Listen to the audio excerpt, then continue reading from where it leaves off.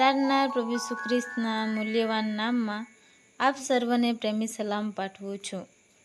આજે આપણે ફરી એકવાર નવા વિષય સાથે આવ્યા છે. આજનો આપણો વિષય છે આપણે ચર્ચમાં કેવા મનથી જવું જોઈએ. એક ગામમાં શીતલ નામની એક છોકરી રહેતી હતી. તે દર રવિવારે ચર્ચમાં જતી હતી.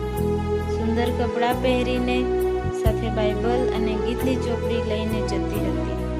પણ દર વખતની જેમ એ ચર્ચમાંથી પાછી આવતી અને તેમના જીવનમાં કંઈ બદલાવ નહોતો આવતો. એક દિવસ ચર્ચના પાળક સાહેબે વચનમાં કહ્યું, તમે દેવની પાસે જશો એટલે દેવ પણ તમારી પાસે આવશે, પરંતુ કેવા મનથી જવું જોઈએ. જે રીતે બહેનો કૂવા ઉપર પાણી ભરવા ખાલી વાસણ લઈને જાય છે, પરંતુ ત્યાંથી આવતા ભરેલું વાસણ લઈને આવે છે, એ જ પ્રમાણે જ્યારે તમે ખાલી વાસણની જેમ ચર્ચમાં આવશો અને પોતાની જાત ઉપર ગર્વ નહીં કરો અને સારો દેખાવ નહીં કરો, પરંતુ નમ્રતા અને સારા વિચારો તમારા હૃદયમાં ભરશો, ત્યારે જ ઈશ્વર તમારા જીવનમાં કાર્ય કરશે.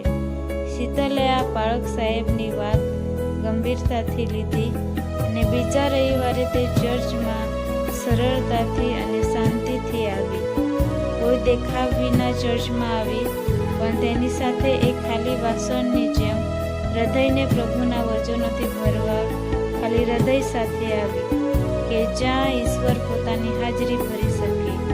તે દિવસે શીતલને અનુભવ કર્યું કે ઈશ્વરના વચનનું કંઈક અદ્ભુત કાર્ય હવે તેના જીવનમાં પ્રવેશી રહ્યું છે, અને તેણીએ પોતાનું જીવન ઈશ્વરને સમર્પણ કર્યું અને ઈશ્વરને પ્રાર્થના કરી કે હે ઈશ્વર, હવેથી હું લોકોને બતાવવા ચર્ચમાં આવીશ નહીં, પરંતુ તમારી હાજરીનો અનુભવ કરવા માટે આવીશ. વહાલાઓ, ચર્ચમાં આપણે દેખાવ માટે નહીં, પરંતુ ખાલી અને નમ્ર મનથી જવું જોઈએ. જેવા આપણે છીએ એમ જ ઈશ્વરની હાજરીમાં શીખવા અને જીવનને બદલવા જવું જોઈએ. કોઈના ઉપર ઈર્ષા, અદેખાઈ નહીં, પણ ઈસુ ખ્રિસ્તનો પ્રેમ બતાવવા આવવું જોઈએ.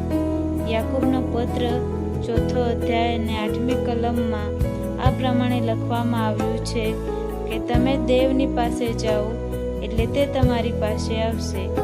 ઓ પાપીઓ, તમે તમારા હાથ શુદ્ધ કરો, અને ઓ બેમનવાળાઓ, તમે તમારા મન પવિત્ર કરો. આમેન.